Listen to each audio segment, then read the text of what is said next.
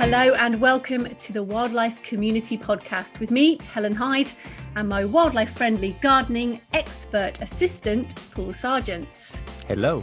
Hello. This episode is all about rewilding. A new future that's unlike anything we've had before, because it will be a blend of nature and humanity. That was Hannah from Heal Rewilding, a charity who are busy crowdfunding to buy patches of land across the UK to rewild.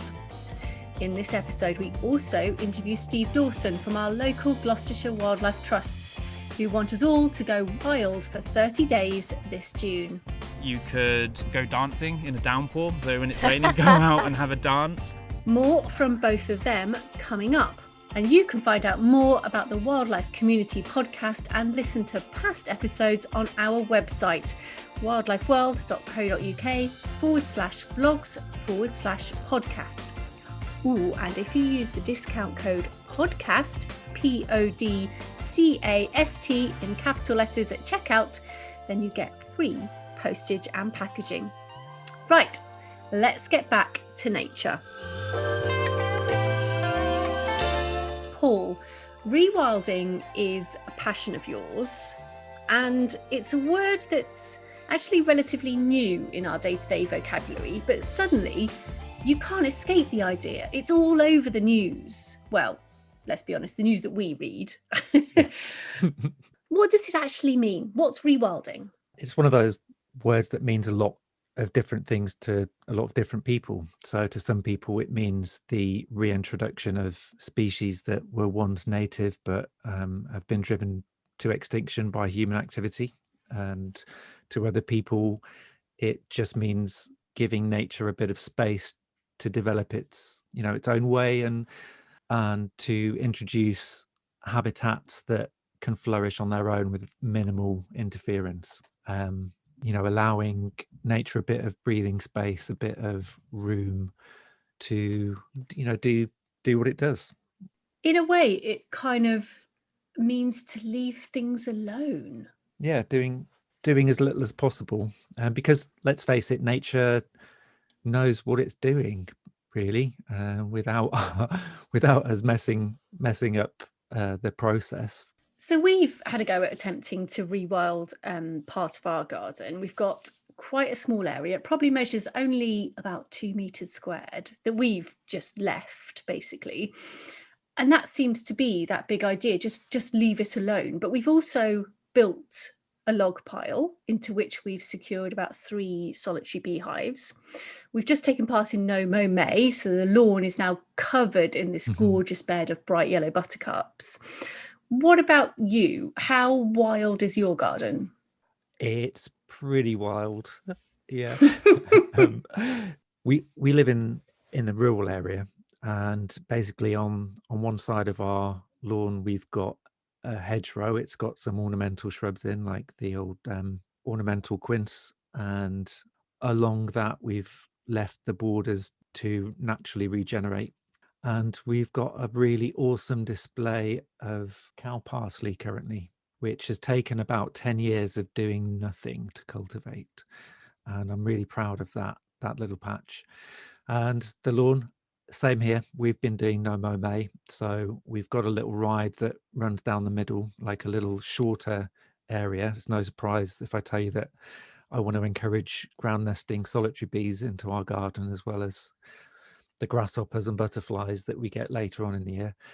So we've got a short ride going up to the compost bins at the end of the garden, and around the compost bins I've got no less than 3 hedgehog houses and a semi-natural herbonaculum, which is like a pile of logs and sticks over the top. And here's a top tip for the more natural gardeners out there. I've basically thatched the hibernaculum with nettles that I pull out that are growing in the places where I don't want them to. But yeah, I've got quite a wild patch, it has to be said. And I think my neighbours are pretty understanding about it. It can be a bit difficult, can't it, sometimes, with neighbours judging you on how lazy you are, and like, no, but mine all understand now that I'm a bit of a wildlife enthusiast. Yeah, and leaving things alone doesn't necessarily mean lazy, untidy, messy gardening. No, I put a lot of work into my wildlife garden. And are you reaping what you, should we say, don't sow? Are you seeing the rewards, like flying and fluttering around the garden? What's the cow parsley bringing into your garden? It brings in quite a few invertebrate species. It's on the edge of rewilding, but feeding the birds. Just before we started recording today, I had a great spotted woodpecker feeding on our peanuts, which is, that's pretty unusual. We don't see it every day. It's little moments like that that bring joy to me. Okay, so then let's find out a little bit more about the theory behind rewilding from Hannah Needham. She's the Junior Director of Heal Rewilding, and she was joined on the day of our recording by 16-year-old Eva, who's a member of their Heal Future Network, a community of young people inspiring their friends and family to become the next generation of rewilders. Hannah, thank you very much for joining us. Let's talk about this word rewild and rewilding first. So rewilding, I think, is actually quite an emotive word, because you can get really bogged down in the technicalities of it, and people often want to know, well, how is it different to conservation, and how is it different to other types of land management? And academically it is, but really what it's all about is returning land to nature and letting nature be the primary driving force rather than humans. So kind of giving land more space to breathe and letting it decide its fate rather than us carefully manicuring the land and deciding it for it. Why is it to rewild? Why is that kind of focus on the past? There is a lot of focus on the past, and that is a big area of contention among academics, because there is a kind of, should we try and get back to the state that we were 10,000 years ago, before agriculture, before all of these things? Do we pick a time in the past? And if so, which one do you pick? So I think for me personally, it's not so much about the past, it's about a new future that's unlike anything we've had before, because it will be a blend of nature and humanity. But for that reason, Isabella Tree, who is the owner of the Knepp estate, her book Wilding was the thing that has got so many people in the UK interested in rewilding, but she specifically called it wilding, not rewilding. And I think it's to avoid that issue. It's a really interesting concept, and it does seem to be something that we are seeing more and more, reading about more and more. What is it? Why has it got our attention? I think people are really excited by the idea of just us not being in the driving seat, because everyone knows that nature knows best what it wants. So I think people are really excited by that change of mindset. You're talking about not just conserving what you've got, but making more of it. It's not about protecting nature, it's about making more nature. And that's kind of, the possibilities are sort of unlimited with that. So it's just really exciting. How does it work? How does Heal rewild an area? So it's quite simple, really. You get as big a land parcel as you can. You allow it to breathe. So you stop applying fertilizers, you stop applying herbicides and pesticides, you stop driving traffic over it, you stop grazing it intensively with livestock, you stop controlling it, and then it will naturally take its own direction. And what you can do really is look at what elements of the ecosystem do we have and which are missing. And also, do we have any species here that are dominant? So if you've got somewhere that's 90% grass, that's not diverse. So all you need to do really is think, well, what does this land need in order to rebalance that? How do we stop having all this grass and instead have ferns and have mosses and all of this kind of stuff? And the easiest way that we see, based on what's happened in other rewilding projects, is to introduce large animals like cattle, pigs and ponies. They interact with the land all in different ways, whether it's trampling it, whether it's chewing it, whether all these different things create kind of microhabitats that bring invertebrates in, that change the soil structure. And then suddenly you've got habitat diversity. And if you've got habitat diversity, then you've got species diversity. How do you choose those spaces? What do you do to say, right, this is the next place we're going to go or choose? Conservation is really difficult, but what's quite good about rewilding is that you ideally will pick somewhere that has low biodiversity. So it's somewhere that you can't really damage by leaving it alone. So we're kind of looking at somewhere where you don't have many different vegetation types, you don't have any rare flowers, you don't have any rare species, because they would need really specific attention and have really specific requirements. So we'll just look for somewhere that is degraded, that has a history of kind of intensive land uses, as big as possible, because you can do so much more at scale. You can have larger herds of animals that can be more free roaming if you have a large site. And then ideally, we would love to have a site with a river or a stream or some kind of water running through it, because it's such a good thing for biodiversity. Eva, you're one of the younger members of Heal. What brought you to Heal? You can go to protests and you can get involved in ways like that, but it's really difficult for young people to have almost like a voice in these type of issues. People don't really turn to young people that much, and it was really nice to kind of get involved in that way. What does rewilding mean to you? I think rewilding means making the land what it's always meant to be, and bringing the world back to what it was meant to be. I think, as Hannah said, you can't go back 5,000 years, but you can, adapt our lifestyle to fit the earth, not adapt the earth to fit our lifestyle. Makes sense. What do you do anything in your own garden or your local green spaces? How do you help? Once a week with my friends, we actually do some litter picking just around, because I have a nature reserve right next to my house, and there is so much litter there every single week. So we try to do litter picking there. And I actually tried rewilding like in my garden. I just chose like a 2 foot by 2 foot square. And I have already noticed a massive difference. The grass looks a lot healthier. There are more bugs being attracted to it. And yeah, that's a really cool thing that I've noticed. What did that mean in a practical sense? Did it literally mean you just left it? Yeah, so I just said to my mum, I was like, right, we're not mowing the lawn in this area. We're not, we don't put anything like chemicals or pesticides in our garden anyway, but it just basically meant leaving it completely like undisturbed, just leaving it to the animals to kind of take it over. Yeah. Oh, wonderful. And you're seeing results now? Yes, definitely. There are a lot more just mini habitats inside of it, I've noticed. Like there are more bugs, there are more plants, there are more different types of like flowers growing. What interests you personally about it that might initiate that kind of response in other young people? How do you try to inspire? Even if you're not kind of drawn to helping in certain ways, it's almost like we're the last generation who can change it. There's a clock on it now.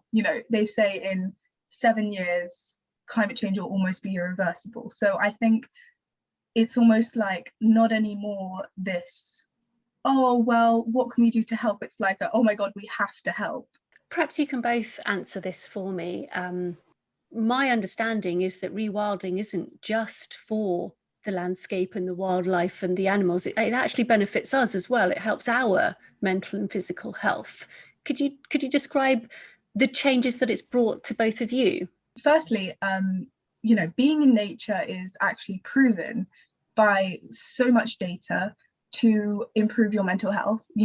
Doctors in Japan, they will prescribe it for depression and anxiety, like forest therapy, and nature can do so many things other than heal our planet. When I'm outside, I definitely notice a massive difference in my mood and kind of just my outlook on the world. I think everybody knows that feeling of coming home after a long day, like being inside all day and feeling a bit like stir crazy, and I think being outside just definitely improves my mental health, my physical health.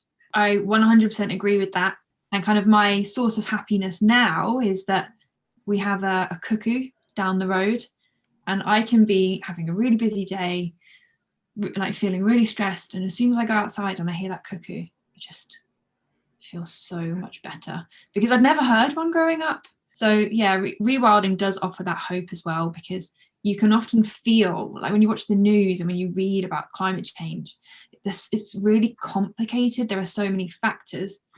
But when you learn about rewilding and actually how simple it can be to help nature, and that helping nature helps climate change, we often don't link those two. It's a real source of optimism.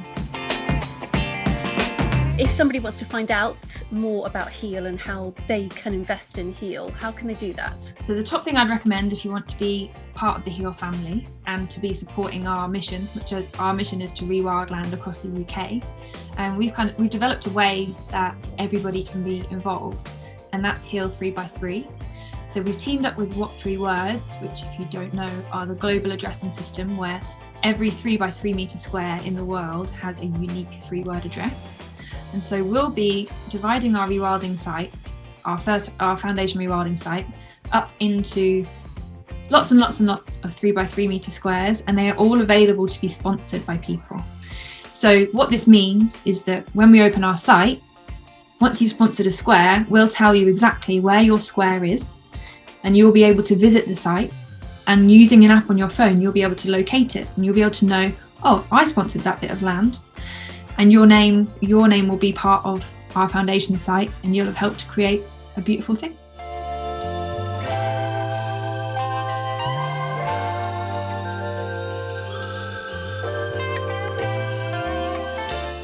That was Hannah and Eva from Heal Rewilding, and you can find all the links to their work on our website wildlifeworld.co.uk/blogs/podcast if you want to find out more. Paul, tell me a little more about the link from what Heal are doing to the sort of the bigger picture. We can all see that if we, grow some wildflowers or leave our lawn to grow a bit longer or build a log pile, then we should probably see a higher density of wildlife in our gardens. But what does it actually mean on a grander scale? Gardens are really important because they're a big part of the outdoor habitat in the UK. And around the world as well. So there's a statistic that talks about the actual area of gardens being equivalent to, like a county, or so I don't think it's quite the size of Wales. So we can't throw that handy comparator in, but they're also important as wildlife corridors. So a lot of species struggle when they're in isolation to extend their genetic diversity. They need to meet more distant relatives of their species, and if they're kind of hemmed into a nature reserve, they just can't. The gene pool is too limited. So climate change is also a factor, and these wildlife corridors are really important for some species to be able to move northwards often to find cooler climes, or move upwards for the same reason in altitude.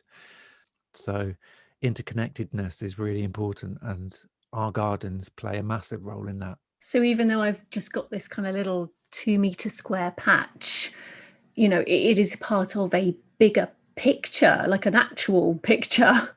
Yeah, literally, yes.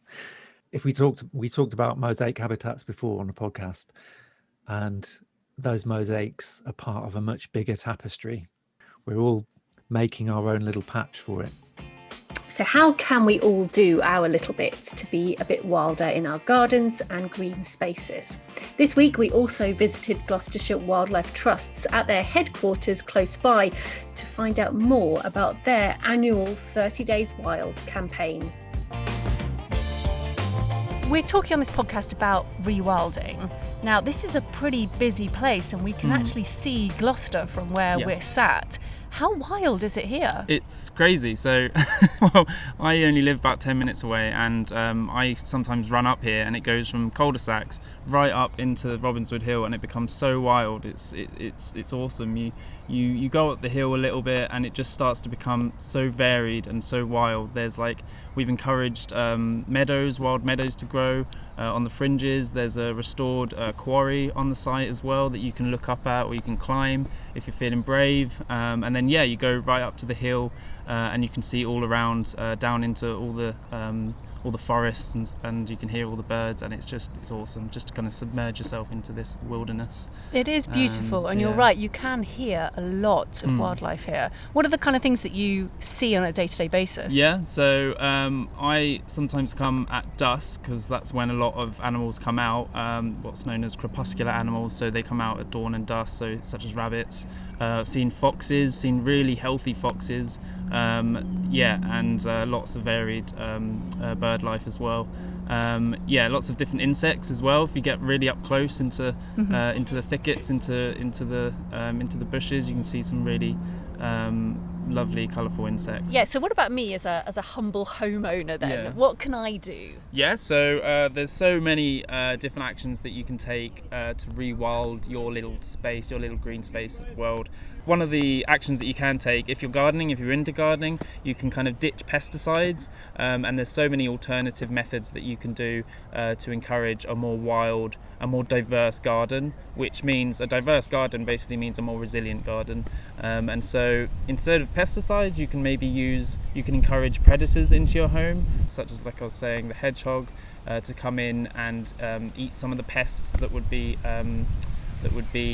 preying on your plants that you love so much. What about a quick win for this weekend? What could I do in my back garden? So you could go on a hunt for a big log. You could get your hands on a log and choose an area in your garden where you can plonk that log down, shady area. That will help to encourage decomposers and detritivores into that area. It's nice and damp and dark, and it's a nice shelter for them. Why do I need decay in my garden? Decay helps to enrich the soil, which is great for your plants. So even starting a little composting scheme, or start composting in your garden, and that will help, because you're not only providing rich nutrient soil for your plants, you're also providing an area for, say, hedgehogs or toads or slow worms to hide away for the winter. So it's a two-win. I like to say 2 mangoes, 1 stone, because it's nicer than 2 birds, 1 stone. So yeah, it's a double win.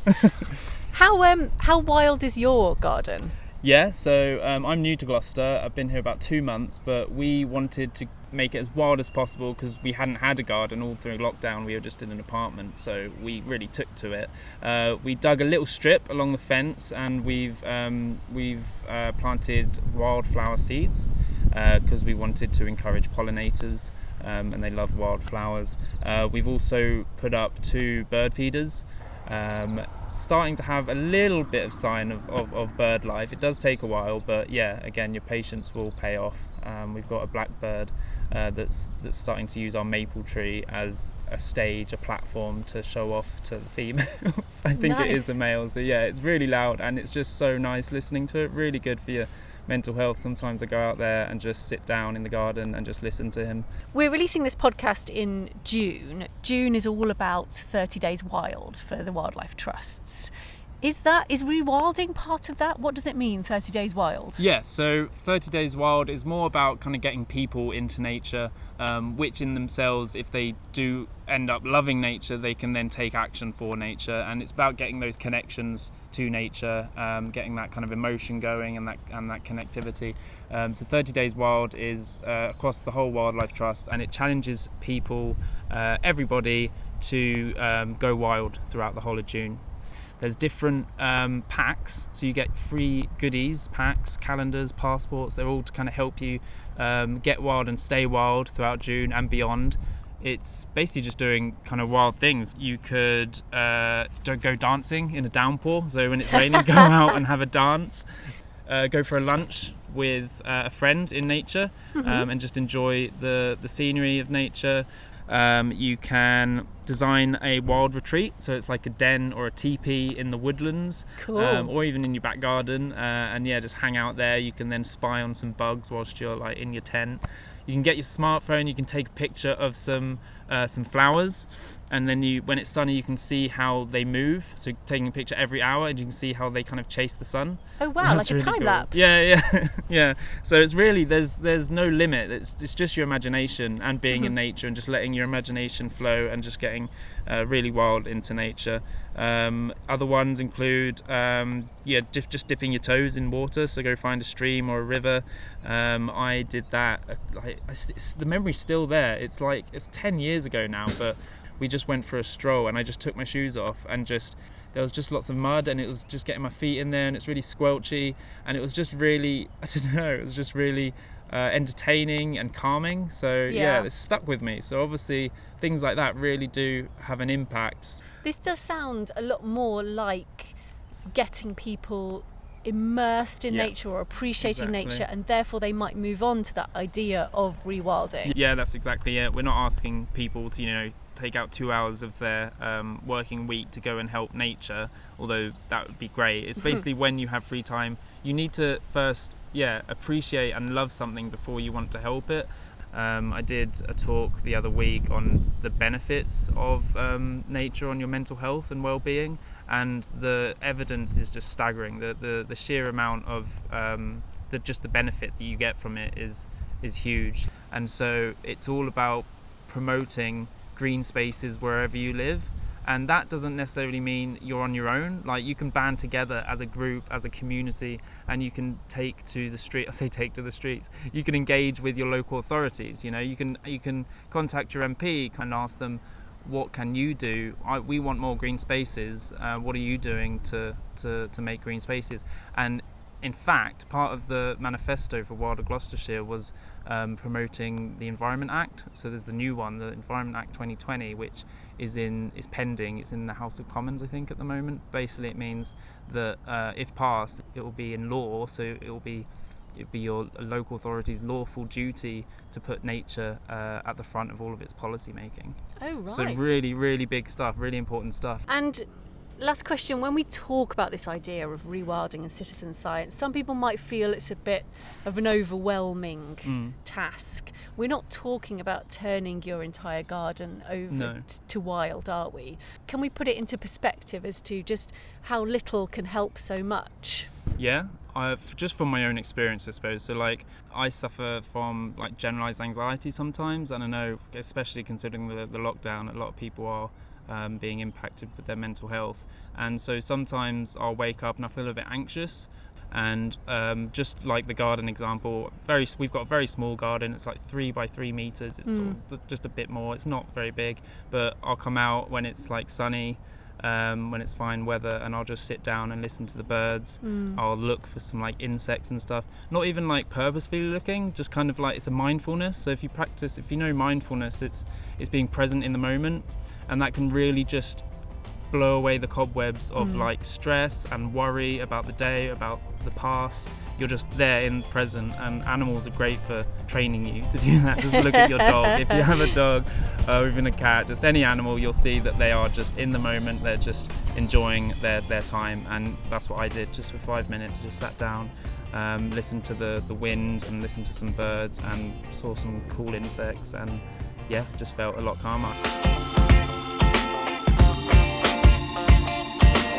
That was Steve Dawson from Gloucestershire Wildlife Trusts, and if you want to find out how to get your hands on a Wildlife Trust's 30-day wild pack, just head to our website wildlifeworld.co.uk/blogs/podcast and click on the Rewilding podcast. Next, each episode we feature a question from our social followers. So if you want to ask us anything for a future podcast, all you need to do is follow at Wildlife World Ltd, as in limited, on Facebook, or at wildlifeworld_UK on Instagram, and use the hashtag the Wildlife Community Podcast, and we will find your question.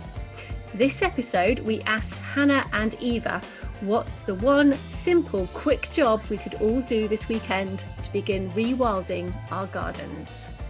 I think for me, it would be kind of, while you're rewilding, embrace the mess. And I think a lot of people feel like they have to have, it's a lot of pressure to have this really lovely garden with the, perfectly cut grass and everything, especially in cities, you know, people, I see, you know, the lawns are quite like the same basically. And I think if you're rewilding, just know to embrace the mess, because actually it's the most organized thing ever. You know, nature knows what it's doing.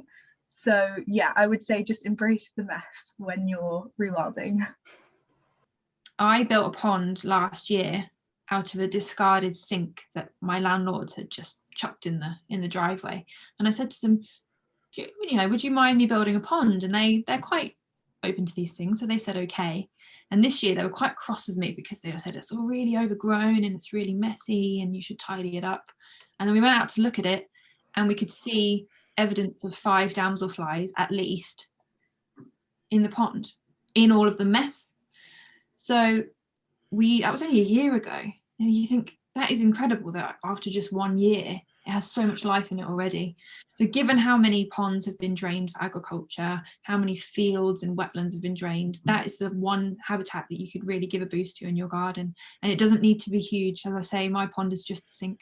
Well, that all ties neatly into our job of the month for wildlife gardening. Paul, any ideas? What will you be doing this month in your garden for wildlife? Well, as we're just coming to the end of No Mow May, I'm going to be looking in the shed and wondering about whether to get that mower out. In previous years, I've had 3 levels of mowing. I've had the ride I mentioned down the middle, which is essentially a footpath. The next layer out, I mow fairly infrequently. And then on the very edges, I've got completely rewilding strips all along the fence line.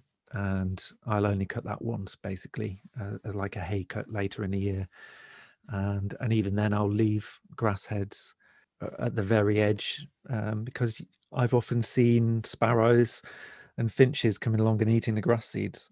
And I've also been doing Every Flower Counts with the Plant Life project. So I'm actually quite tempted to extend No Mow May into No Mow June. It doesn't work quite as well, does it? It doesn't, no. And another thing I'm going to be doing this week, I'm going to be watching Springwatch, because I'm really excited that they're filming it from Wild Ken Hill. This is the new location for Springwatch, but it's an area that I'm familiar with, not in person, but I watched a Zoom webinar from the folks there, and it was through Heal Rewilding, actually. And they're doing some fantastic work, and I'm pretty sure Springwatch are going to be covering all kinds of rewilding topics, as well as regenerative farming, and we'll be talking about some recent exciting news regarding white-tailed eagles and a reintroduction program that's going to be going on there. Ooh, that's exciting. Yeah. Excellent. You can catch that on BBC Two, can't you? But they also have the live cams on their website as well. Yes. Yep. And you should be able to watch it on iPlayer if you're listening to this after the event happened. Good point. Okay.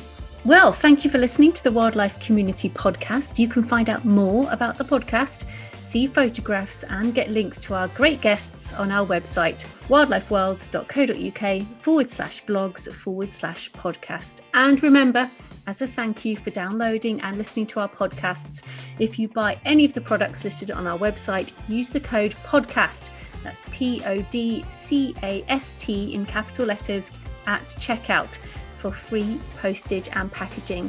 And please do leave us a review on Apple, Spotify or Google, wherever you download your podcast from. Goodbye for now. Bye. And happy rewilding.